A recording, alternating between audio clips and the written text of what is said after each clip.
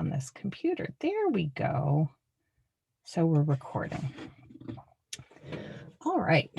Hi, everybody. I'm going to go to bigger and spotlight.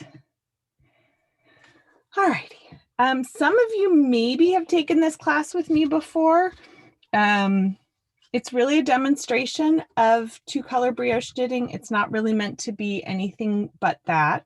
And we're going to go over increases and decreases. So that's going to be included in this today. So just to review, if you've never done brioche knitting, it's not new exactly, but it was sort of newly rediscovered by Nancy Marchant. And she wrote a book called Knitting Fresh Brioche. And that is the book that I have learned the most from. One of the things I like about it is that she has a lot of detailed photography at the beginning of the book.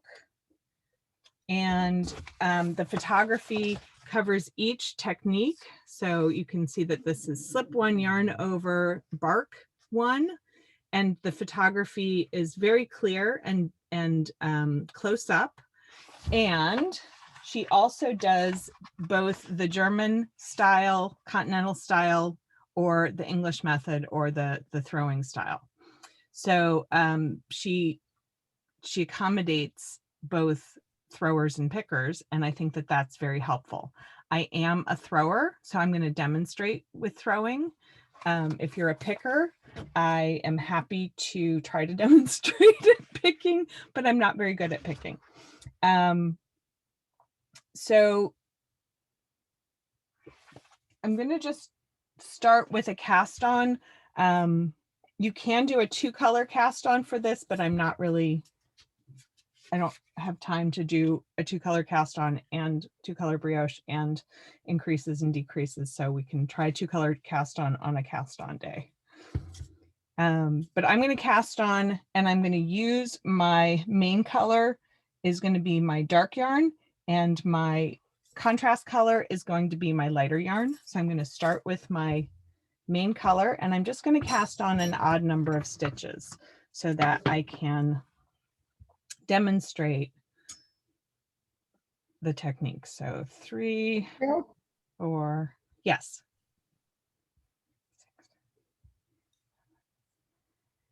8, 9, 10, 11, and I usually do 11 for this. So we're going to share the screen with my camera, and I'm going to go to screen mirroring.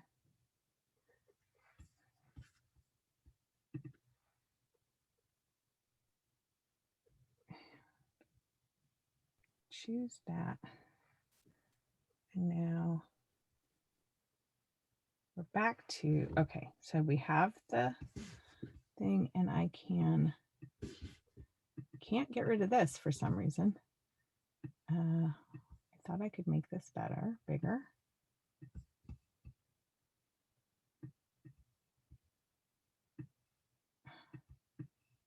Nope, I thought I could go. So here are my hands, and here are my directions that I'm using. And I will put these directions up on our website so that you'll be able to see them. But I just want to start off with, I'm casting on 11 stitches in my main color. And, oh, I didn't bring a marking. So I don't have a locking marker, but I do have my tail on this end. So we're just going to use that as the reminder of where the last stitch was, is that the tail is on this end. And I'm going to do my first row, knit 1, and then I'm going to slip 1, yarn over, and then knit 1. And this is the brioche knit stitch. So when I slip 1, yarn over, the issue is that the the slip one must happen with the yarn in front, with a working yarn in front. So whenever you slip a stitch in brioche, your working yarn must be in the front, which is why I think of it as being like ribbing. So I bring the yarn forward and I slip my stitch, and then I knit the next stitch. So my working yarn goes right over the stitch that I slipped, almost like it would, like I was putting a shawl on it because it was cold. And then I bring the yarn forward again and I slip one, and then I knit the next one, and my working yarn goes right over the stitch that I slipped.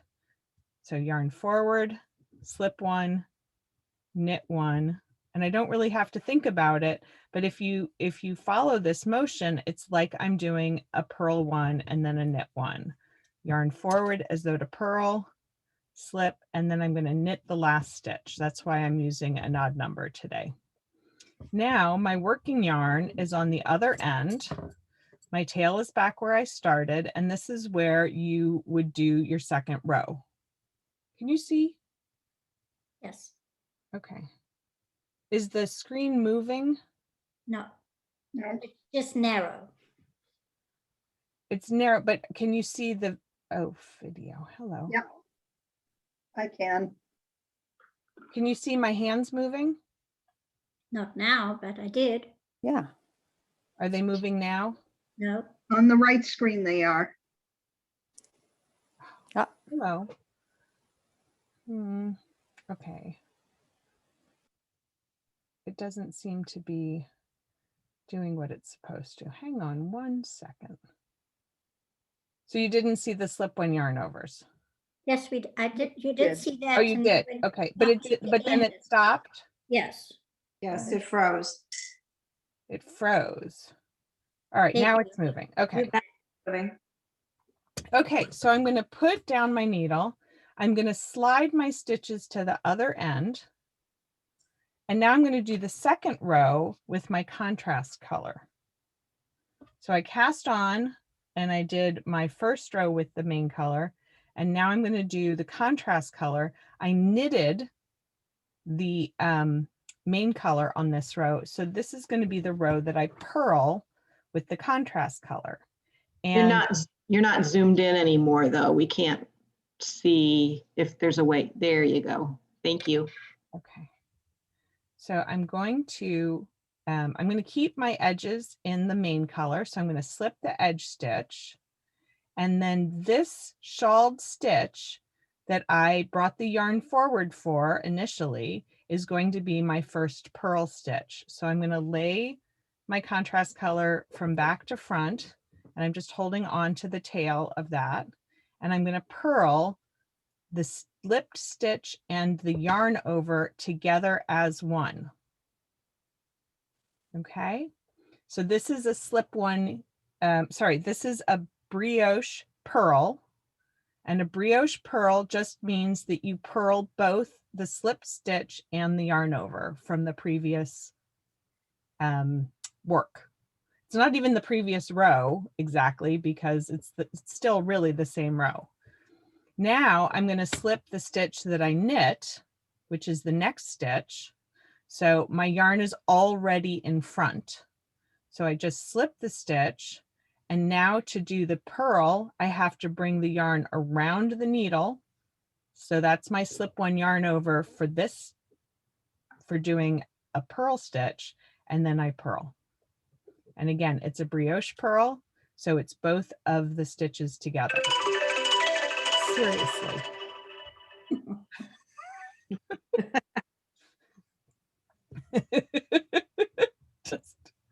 So then I've just purled two together.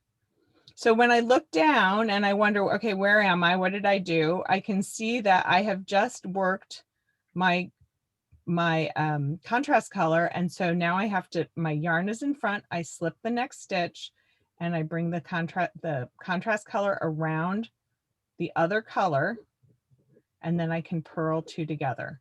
So when I'm doing the yarn over, I'm slipping the stitch, the yarn is already in front, and I'm bringing it all the way around until I get to the front again before I do my purl.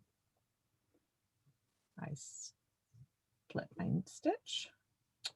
Doesn't really matter, but you know, when you get picky, you get picky. And then I'm going to just end with one more, and I don't work the contrast color on the edge because I want to keep the edges in the main color. Now, pay careful attention. My tails are on one side and both of my yarns are together. So here are my tails and here are both yarns together. Whenever both of your yarns are together, you're ready to work the main color. So you work the main color and that will separate the yarns, and then you work the contrast color. And then when they're both together again, it's time to work the main color. So now I'm going to turn my needle for the first time. And if I want a garter stitch edge, I would knit this stitch. If I want a stockinette edge, I would purl this stitch. So it's completely up to you. I'm going to just go ahead and purl it. But you work with the main color first because the two yarns are together, and that means it's the main color's turn. So here we go. We're going to purl the first stitch. And now we're going to do the same thing we did before, except we're ready right now to slip one and yarn over. Notice the one that I'm slipping is always a single stitch. I'm so sorry, I keep moving up. Notice that the stitch that I'm slipping is always a single stitch, and the stitches that I'm working together for the brioche knit or purl are always double. So now I'm going to purl the two. So brioche purl again, and then slip one stitch, yarn over, brioche purl, slip one, brioche purl.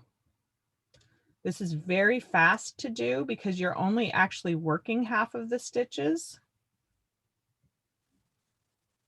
And you get to the end of the row and you purl because it's the main color. Now you see again that my stitches have, or sorry, my two yarns, here's the tails again, but here are my two yarns separated. So I've worked my main color. I'm ready to work my second color. Is that as clear as mud for everybody so far? Yep. Yes. Yes. Okay, so this is the wrong side of my work. So remember, if you've got two colors, you work each color separately. So on the right side, you work the main color and then the contrast color. And then on the wrong side, you work the main color and then the contrast color. So we're ready to work the contrast color. So I slip that stitch because I'm not working the contrast color on the edge.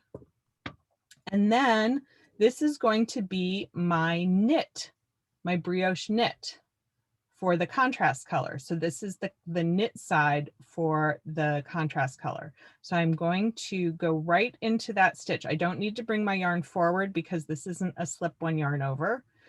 And I'm going to knit those two strands together. Now I come to the single strand. So I want to bring my yarn forward, slip the stitch, and now I'm just going to go in and knit the next two. Bring the yarn forward, slip the stitch, and knit the next two.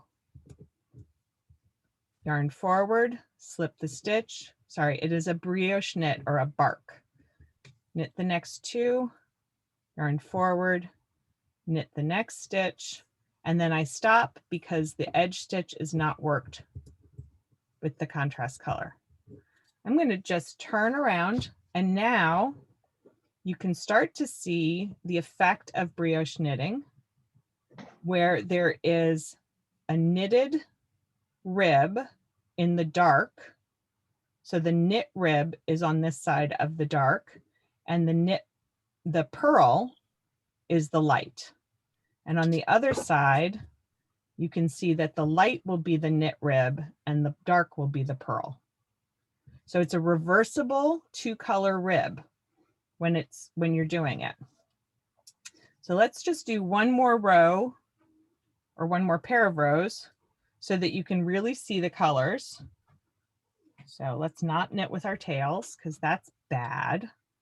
And now we're back on the right side. So I'm going to bring my yarn forward, slip, and knit the dark because it's my main color side. And sorry, I'm trying to knit one, purl one there. So you see my hands are moving just like I'm doing ribbing, bringing the yarn forward. But you almost don't have to work as hard. So there's another little bit of brioche. So here on the contrast color, I'm slipping the first stitch, and now I'll start right away with the purl. Brioche purl, yarn's already forward, slip. Using the main color? I'm using the contrast color now. Well, the contrast. Oh, okay. So these directions will go up on the website.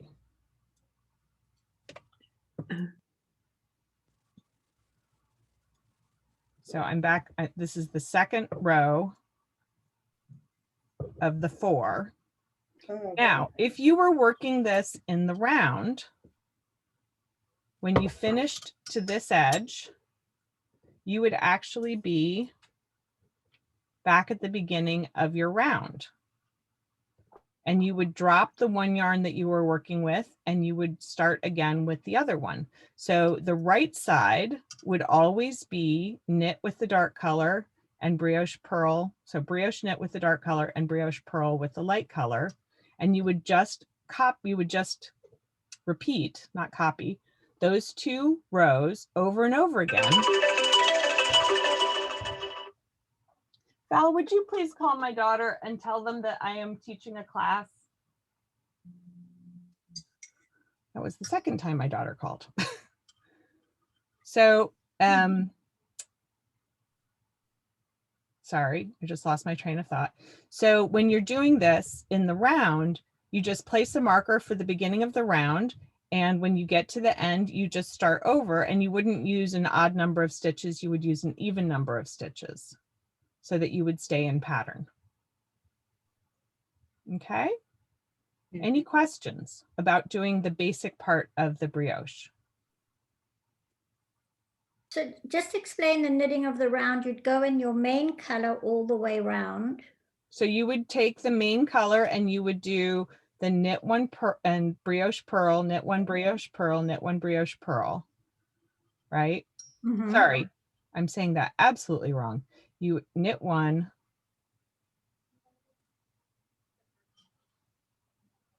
I'm on the wrong side. Am I on the wrong side? No, I was on the right side. You would knit one, sorry, yarn forward, slip one yarn over, Mhm. brioche knit, slip one, right, with the dark, and then you would do the light in the opposite way. So I can demonstrate that. But the idea is that you only have to do the right side rows if you're going in the round. You don't have to turn and do the back side, which is what I'm doing now. Does that make sense, Linda? Yes. Okay. So then the way you would keep track of what you do next is by the yarn overs that are on the needle, what color they are. Exactly. That's an excellent point. So the way that you keep track is by looking at what the single stitch is, because the single stitch is the one that you will have just worked. Yeah. Which is another way to tell when you're doing brioche back and forth as well. But if you're looking and it's like, well, which yarn do I pick up? That can be sort of tricksy. Sorry. So I'm slipping this one, and then I'm going to knit, brioche knit, yarn forward, slip, yarn over, brioche knit, slip. So yarn forward, slip one. So this is the back side. This is the 4th row. And I'm going to leave that yarn in place. And now you can really see the ribbing. And then on the front, you can really see the ribbing in the dark. So this can be a really fun way to use color changing yarns. It can be a really fun way to use neons that can peek out of other more somber colors. It's a really fun way to just do, you can be really subtle and use yarns that are close together in color, or yarns of very different textures, like a mohair lace can be your contrast color with a solid yarn. It's just a really interesting way of creating texture in your knitting. Okay, so the technique of doing an increase is where I'm going to start next. And the idea behind doing increases in your, so my yarns are together, so I'm on a dark.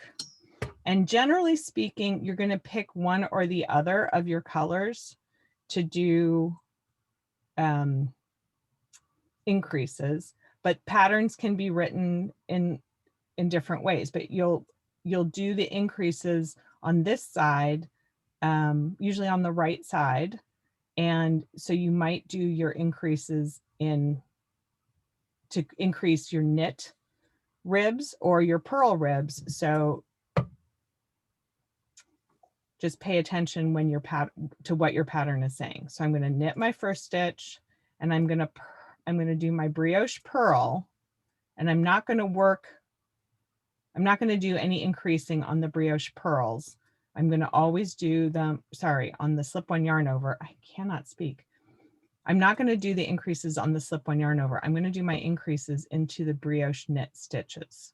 And the way that I'm going to do that is I'm going to go into them knitwise like I normally do. And then I can purl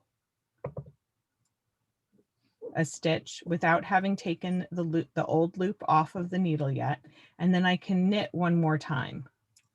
So I've done a knit, purl, knit into my brioche knit. So I've added 2 stitches. And the reason I've added 2 stitches and not just one is because if you are increasing in ribbing, you have to increase one on either side of the rib that you're in so that you stay in a ribbing pattern. If you only add one, then when you come along, you'll have 2 knits together or 2 purls together, and it will no longer be in a clean ribbing pattern. So let me just show you a bigger one. So here I'm slipping one, yarning over, and now I'm going to do 5. So you could knit into it, and without taking the old loops off, you're going to purl, knit, purl, and knit. So this is a more dramatic increase.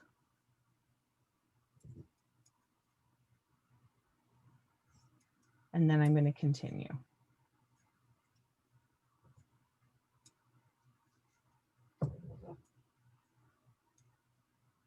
To the end.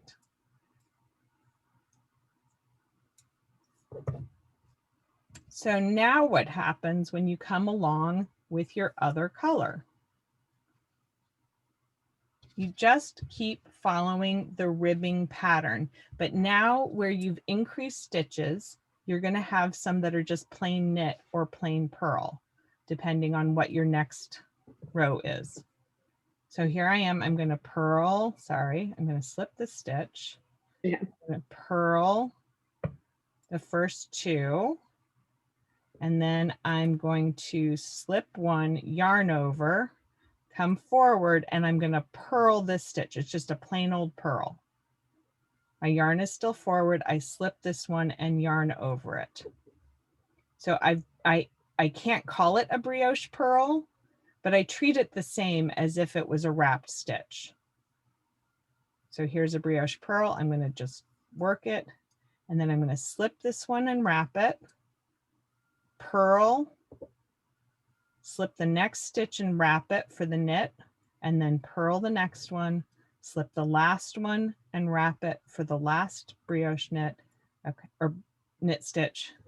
And then I'm going to brioche purl, slip, knit, brioche purl, slip one, yarn over, brioche purl, and then slip the last stitch.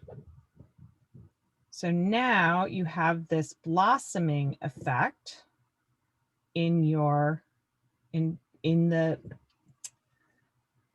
and another thing you can do is create a similar effect on the wrong side. So here I'm going to work my main color and I'm going to slip one yarn over Brioche Pearl. I'm just going to work this across, but I'm going to work increases in the lighter color this time.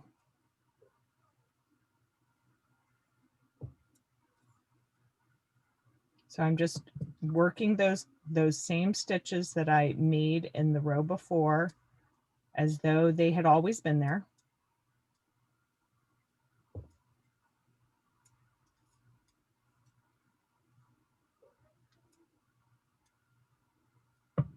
I'm going to get to the end.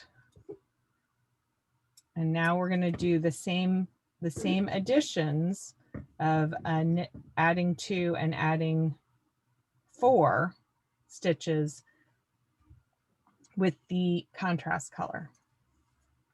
So I'm going to slip the stitch at the edge and I'm going to brioche knit the first one, and then I'm going to slip one yarn over, and now I'm going to make 3, or make 1 into 3. So knit into it, purl into it, knit into it. Brioche, sorry, slip one yarn over, and then this last one I'm going to knit into it.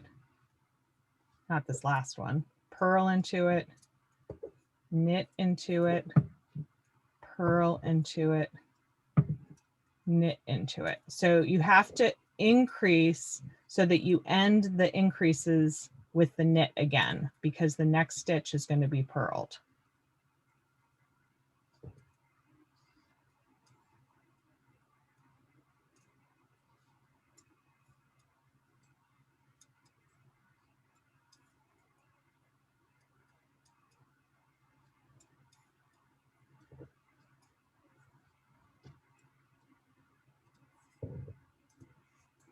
So now my pattern is completely reversible. I have these sort of flowering looking increases going on here, and it's the same on the other side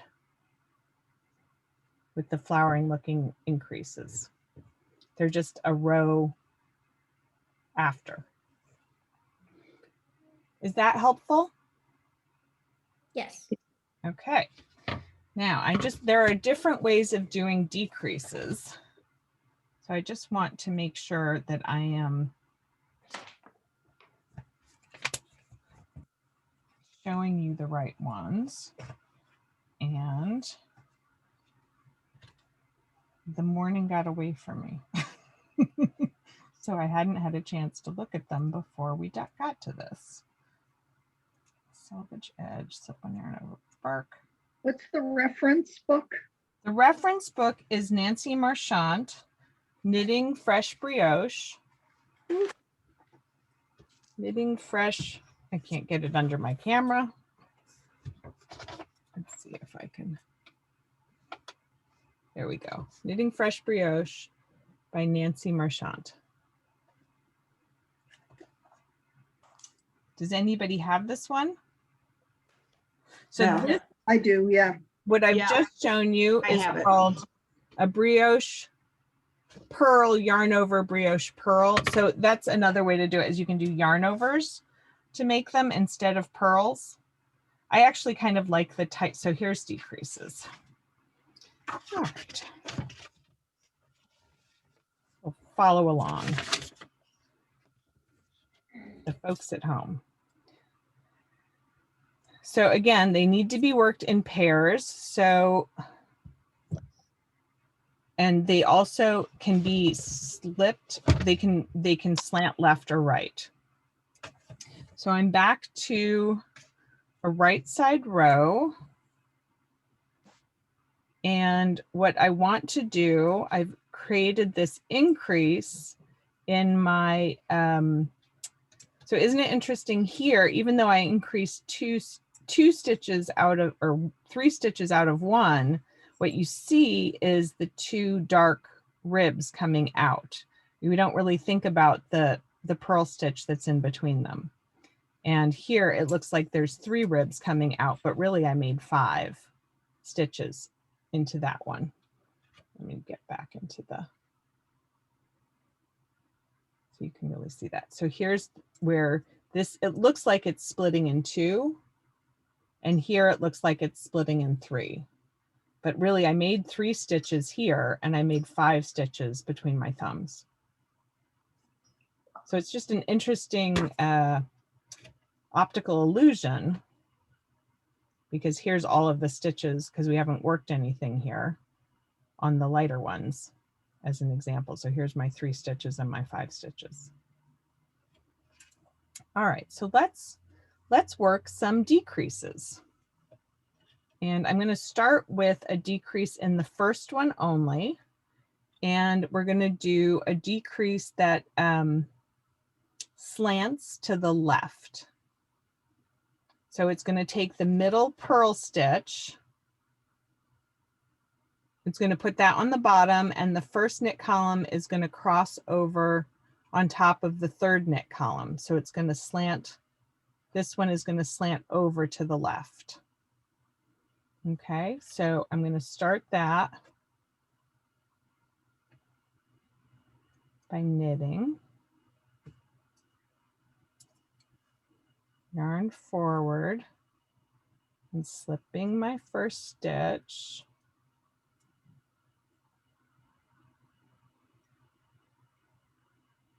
And then I'm going to slip this, slip a knitwise, BR, Burke, C and B together. So I'm going to brioche knit this single stitch and the double stitch here.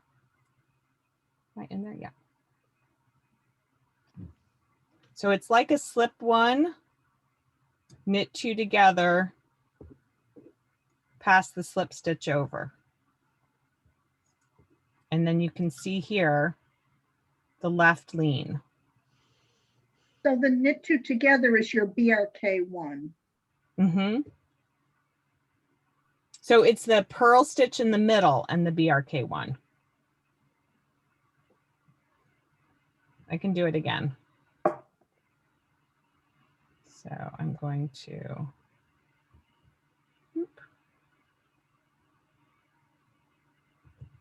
so if you need to put that back, if you need to try it again, make sure you bring those yarn overs back over your needles.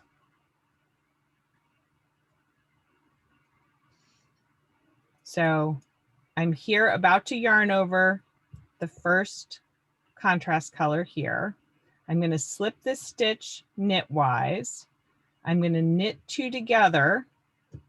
So the 2 together that I'm going to knit are the first or the furthest away of the BRKs and the center purl. So now those 2 are joined together, and I'm going to pass the slip stitch over those. And that's what causes the left slanting appearance of that. And it kind of looks like a bud for what we've done.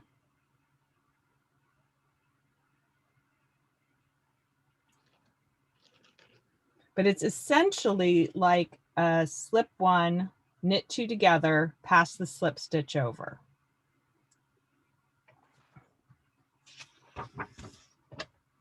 So a right slanting one,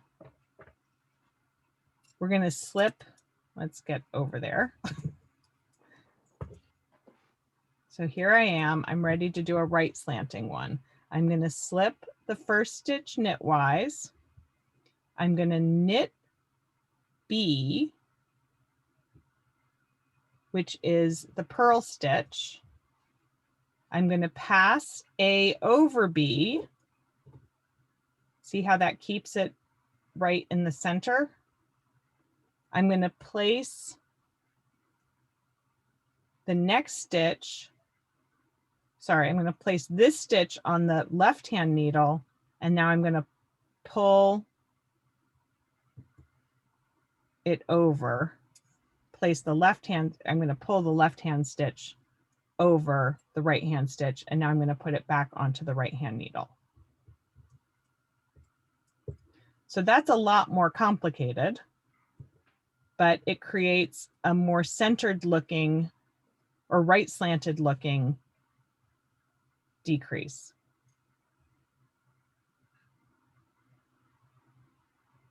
Okay, so let's go to the other side. Got all these little ones to make.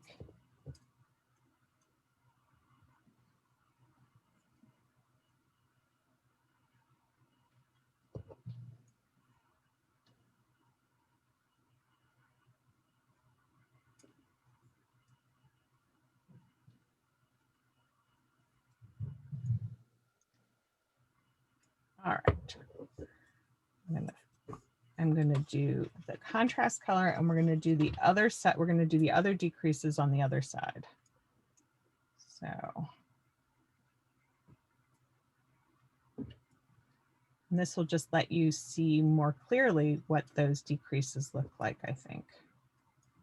Oop. Sorry, this is the knit. Hello. Okay, so what happens if you make a mistake and you knit where you should have purled? Pull it out with your needle in place is my best advice. So this should be knit and not purled. So I was on the wrong side, right? No, it should be purled. Hello. Okay.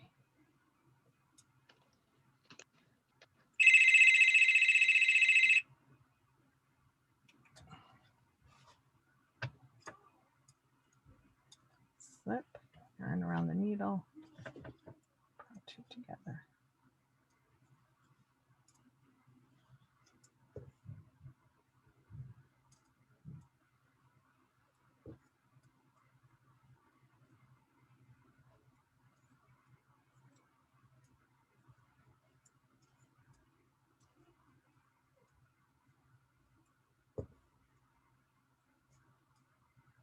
Okay, so now we're back to there.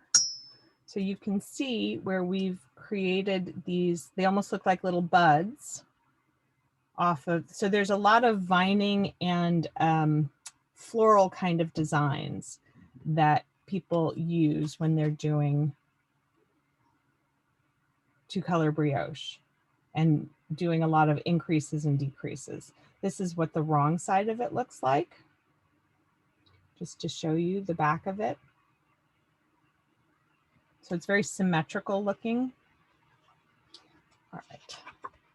So we've done a right leaning and a left leaning.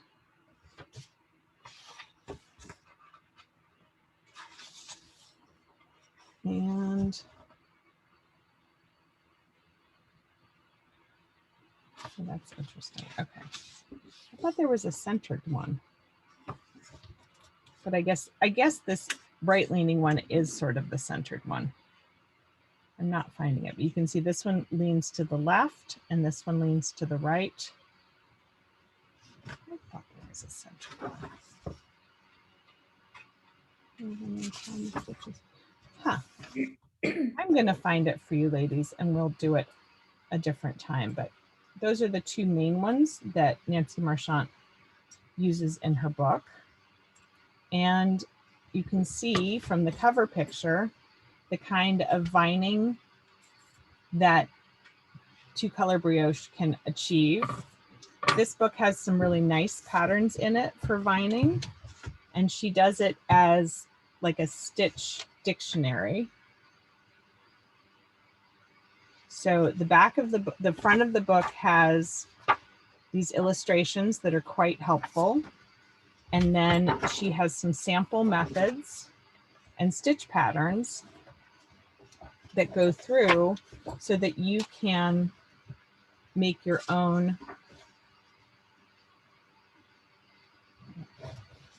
I'm gonna get them up. Did it freeze again? It froze again. Technically, technical difficulties today.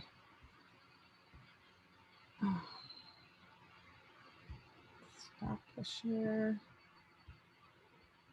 Share.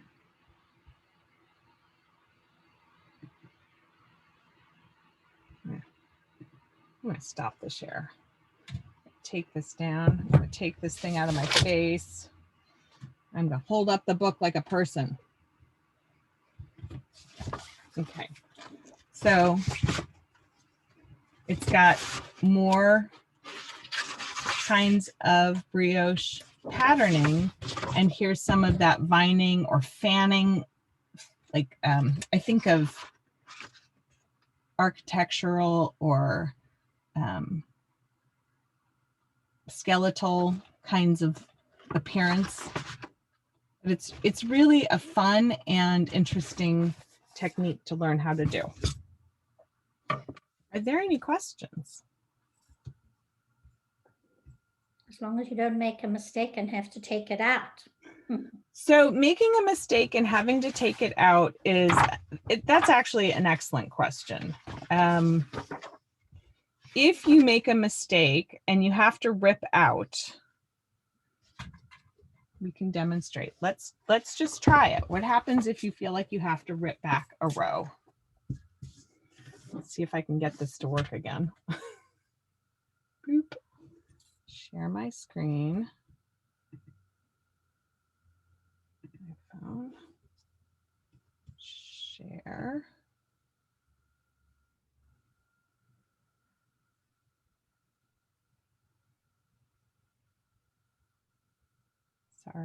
Sorry, I'm so slow. You're fine. Camera. Where's my girls? Oh, that's so nice. My little sweeties. Okay. So let's say that I really meant to I look at this and I think, oh no, I really meant to do a double decrease. You know, I meant to decrease all of these and not just the 2 or the 3 here. I meant to get all of them and make a big bud. So what do? I need to go backwards. One of the most common things that I find is a mistake is that you'll be knitting along and there won't be it looks like there isn't a yarn over the right one. And usually what you'll do is if you'll turn it, you'll see that it's there on the back. Hang on, I will increase the size. Okay, so let's say you're knitting along and okay, here's my knit one, here's my purl one, here's my knit one. Oh wait, no, I'm on the main one. So purl one, I'm supposed to do a yarn over this one, but hey, there's nothing on there. Sometimes what happens is you've forgotten to do the yarn over and it's in the back. So if that's the case, you can just pick it up. You can slip back to that one. You can just pick it up and put it over. And then there it is, right where it's supposed to be. Make sure that the right leg, when you do that the right leg of it is forward, just like the normal orientation. So if a stitch is a horseshoe, the right leg of the horseshoe is always closest to you. Maybe I'll do that with the white one so you can see it better. So if the stitch is a horseshoe, the right leg of the horseshoe should always be nearest to you. So the same for your yarn overs here. If you pick it up, make sure that the right leg of the stitch is closest to you. All right, so how do we pick it out?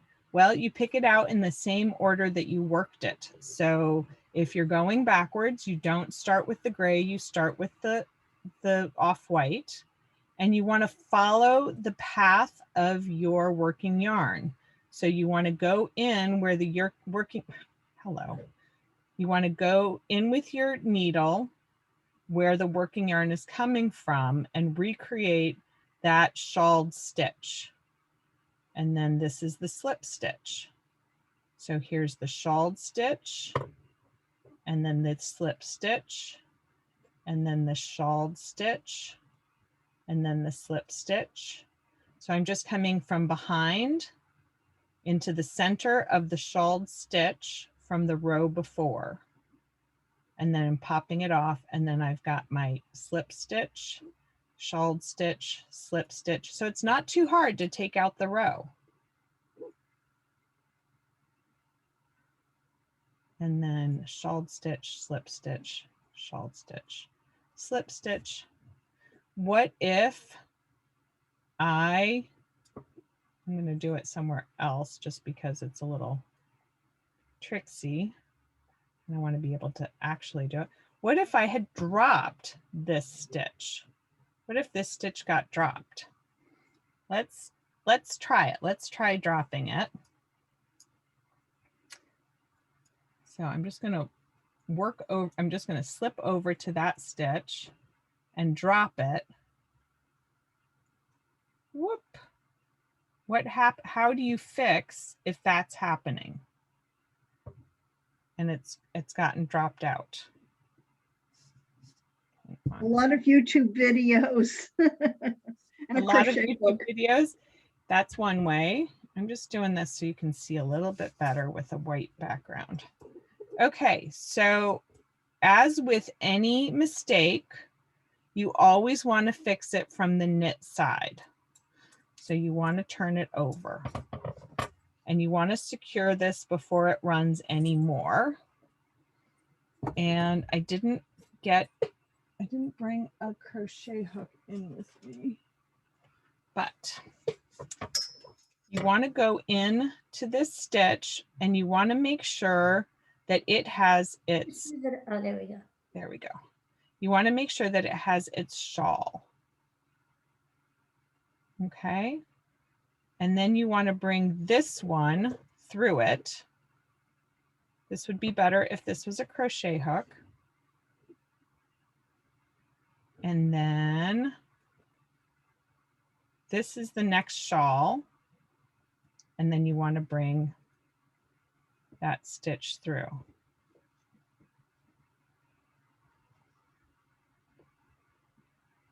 I'm going to repeat this so you can see it again. If I can ever get that stitch out.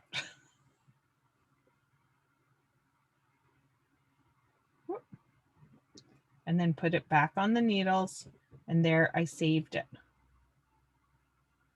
Was that okay? Could you see that okay? So I'm going to ladder it again.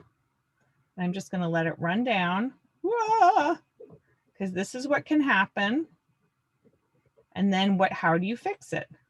So again, you turn to the right side where it's on the knitted side for that stitch. That's the first step. And then you want to make sure that you always pick up, and you see how this is, see how the dark yarn is coming underneath this ladder of light yarn. Mm-hmm. So you want to make sure that that's the case. So let's say that we had really screwed this up and those were no longer in the right place. And it'd be nice if they were just sitting there waiting for you. You're going to go under. So this shawl is for the stitch before this stitch. And this shawl here is for the stitch that I'm saving. So then we're going to pick up this. I'm going to pick up the next stitch. And then we're going to go back under the next shawl. So you're kind of weaving it. And then you're going to come forward with that stitch. Put your crochet hook or your needle under the next shawl. And then you're going to pick up the next rung of the dark yarn and bring that through under the shawl, and then under the rung of dark yarn and bring that underneath both the main color and the contrast color loops. Last one under the last rung of the contrast color, and then I'm going to bring through the loop of the main color. And where's its shawl? I don't know. But that's Oh, I just worked that row with the dark color. That's where it went. It's already been worked. So the light colors are shawled on this one. So that's how you can fix it. Did that help? Yes. Actually, yeah, once you struggle with it a little bit, it's not that bad. It's not that That's what bad. I found. It's somebody described it to me as over and under. You kind of go over and under each of the stitches. It's helpful to do it with a crochet hook, not your.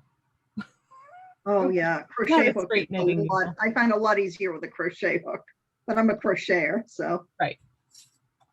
So there are the techniques of casting on and starting a two-color brioche. So then what do you do to finish?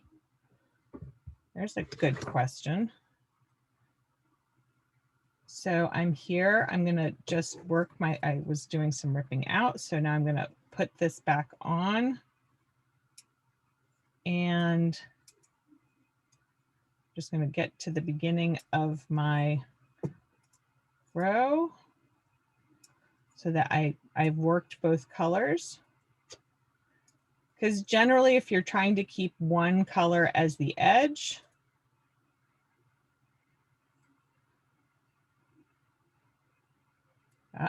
so here's a mistake. This yarn should be over. So what happens is sometimes people get off because they don't realize, like here, I got to this stitch and then there was just this stitch next to it. So I shouldn't work this stitch on its own. It should have been shawled by another stitch. This stitch should have been shawled by another stitch, and that is what's sitting right underneath it.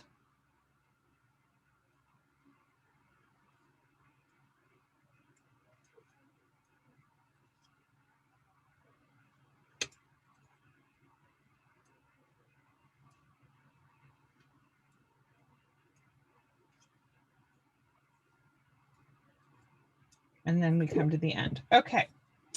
So in the class, we work this little bitty swatch. And what we do is with the main color, we work the row.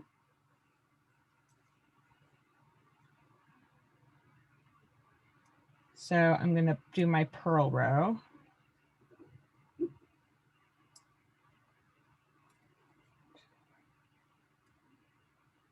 And I'm reading my instructions to myself. So you're gonna do this in pattern. So you're gonna knit one, purl one, knit one, purl one. So you just work the last row as though it were rib.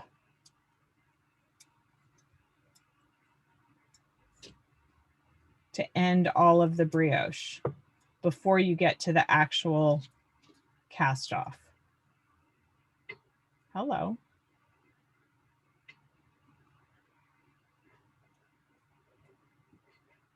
That should have been knitted. So I'm just going to fix that so it's knitted. Somebody got distractified. This should be purled. Oh, did it again. So here's how I'm fixing. It should have been a knit stitch. So I go underneath the shawl of the dark to turn the stitch from a purl to a knit. So I go in and under, and I bring that through. So what you want to do with center, Beth. Sorry. Center, please. Sorry, there. So this stitch was purled on this side and it should have been a knit. So it looked like this, but I'm ready to do a knit stitch. So I know that's wrong and these are all knit. So oops, I did something wrong. So I drop off the yarn from the row before. I go under with my needle, both loops, and then I just bring that new yarn back under to fix it. My yarn is in front, so now I just keep going. I think we're going to find I did that more than once. So I'm just going to keep going because I want to get to the end of the, sorry, I'm supposed to knit that. I forget what I'm doing sometimes. Look at me showing you how to fix all these problems.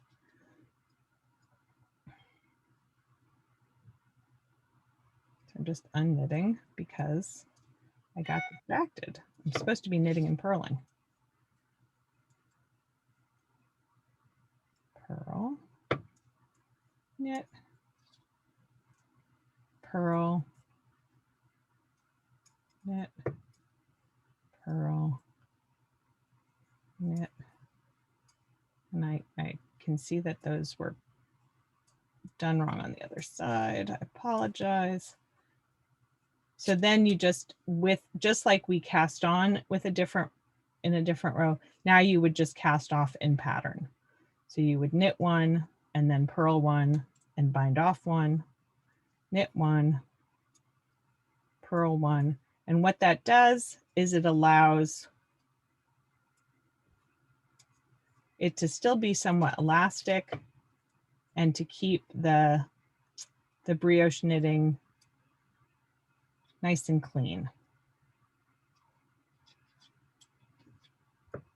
If you wanted to cast off in 2 colors, you could. And what I've learned lately is that if you want to cast off 2 colors, you want to move your cast off down 1 stitch so that when you pull the yarn over, it's the black and not the white that you're using. So you start 1 stitch before changing the color. So instead of working the cream with the cream, I would work it with the gray, and I'd work the gray with the cream. And so as I'm going along, when I pull it over to the next stitch, it would keep it in pattern. So like, for example, here I would work the cream with the gray, but then I would work the gray with the cream if I wanted to stay in color. Can you talk about the nature of the fabric that you're creating and what kind of garments you could use it for? Like, you wouldn't do brioche socks, would you? There is a pattern for brioche socks. It could be really cute in the leg of a sock. I don't know if I would really want it in the foot, because the actual technique of brioche, I believe it comes from the brioche bread, and it has to do with how light and airy the fabric is. So one of the things that I've found with brioche is that you can work with really thin yarns on regular size needles and still get a decent, interesting fabric. So you could do it for socks, but I would be somewhat cautious about it. Generally speaking, you do brioche with a little bit of looseness in your knitting and allow it to be kind of stretchy. That's part of its charm, is that it has this these pockets of air that have been trapped. And so it can be quite cozy done in a wool or a mohair, but it's very light. So would it be difficult to make a garment and do the shaping like for a sweater in brioche, or would you mostly want it to be? Oh, I think it would be beautiful in a sweater. But some of the most common patterns that I've seen with it have been in shawls. So if we go, I'm going to make you full screen. I'm going to, am I still spotlighted for everybody? Yes. There, okay. I'm going to share my screen and go to Ravelry. And somewhere. can look at Suzanne Summers does some beautiful patterns.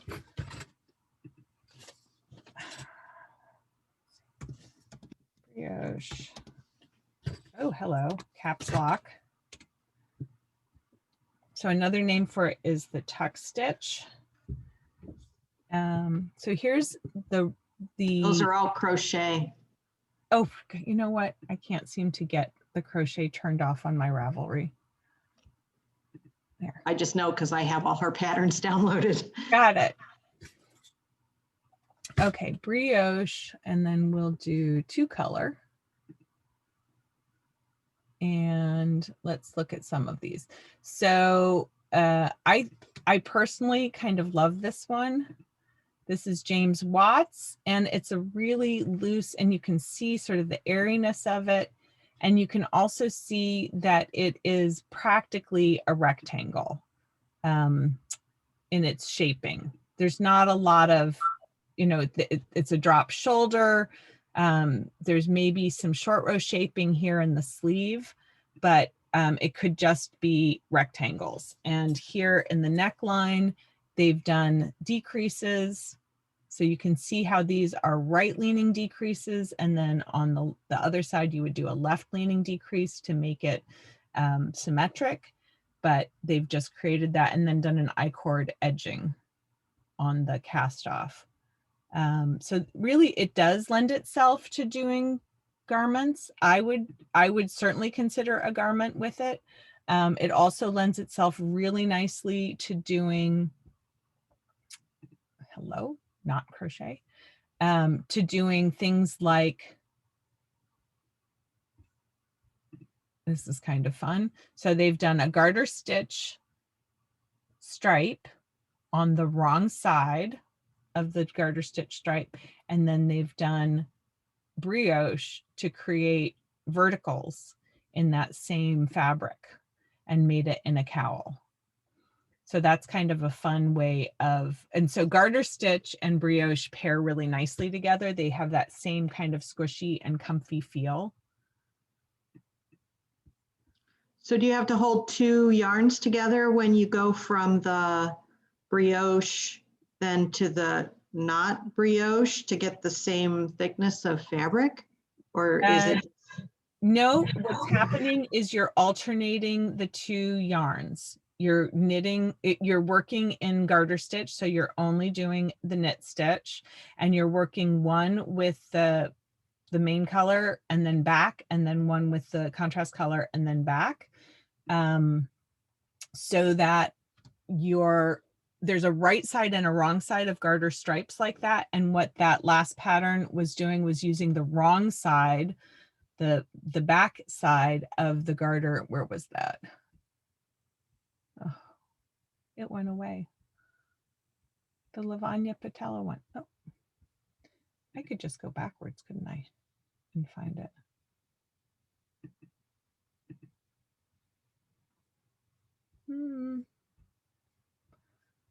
That's all crochet. I'm back to the crochet again. Knitting.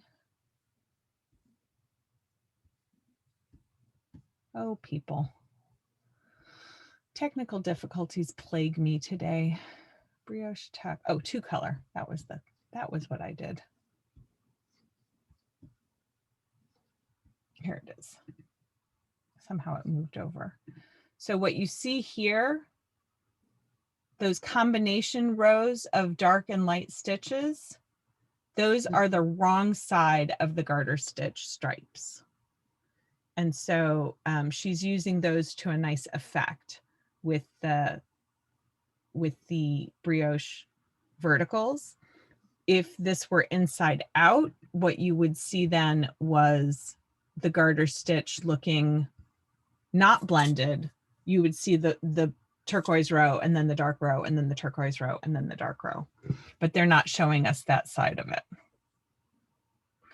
So that's kind of an interesting pattern, an interesting way to use it. So I really like brioche in cowls and sweaters and scarves and shawls. I've done a brioche hat. It was really loose. And so I kind of feel like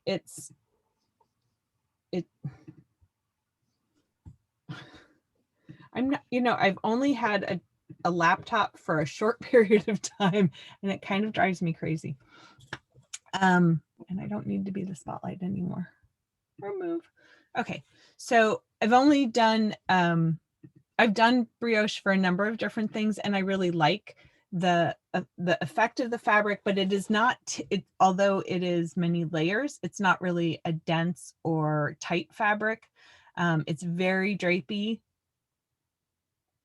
So I think socks, unless you want slouchy socks or leg warmers, I wouldn't really want to use it in the foot of a sock, unless you were making something really super soft and, for around the house. But hats, I'm kind of like this about it's very light and warm and kind of poofly on your head for the hat, but it doesn't snug in the way I think a hat should. My ears get cold. I want my hats to be really windproof. But it does allow you to work with thinner yarns. Like, for example, if you do a brioche project and you use fingering weight yarns, you can use a regular size needle, like a 5 or a 6 or a 7 with that, without being, or even a lace weight, you could be on a 4 or 5 without it looking like you didn't know what you were doing. So that's more than everything, and we've gone over, but if there's any questions, I'm happy to take some more.